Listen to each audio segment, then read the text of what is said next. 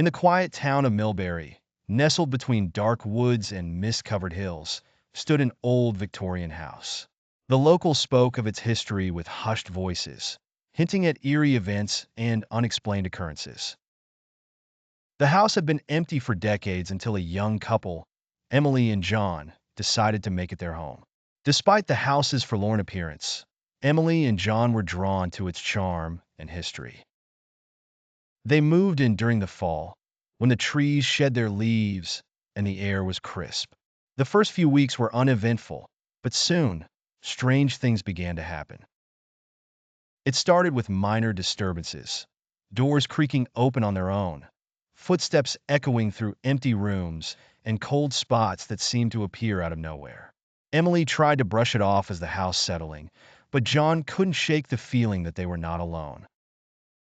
One night, Emily woke to a faint whispering sound. She turned on the bedside lamp, but there was no one there.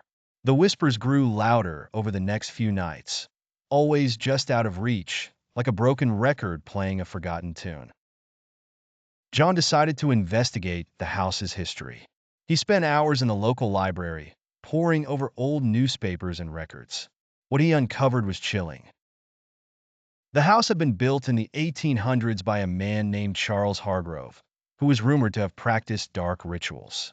He disappeared under mysterious circumstances, and the house was said to be cursed.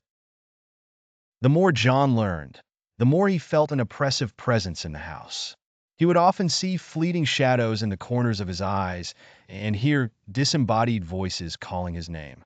The once comforting home now felt like a prison.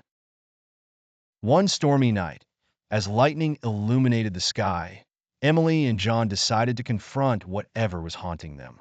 They performed a ritual they found in an old book John had discovered, hoping to dispel the spirits. As they chanted the incantation, the house seemed to come alive.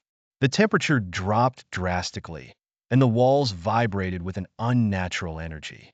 Suddenly, the whispers turned into screams.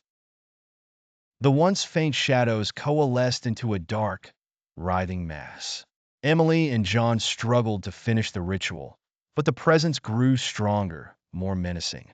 The house seemed to fight back, with objects flying through the air and windows shattering.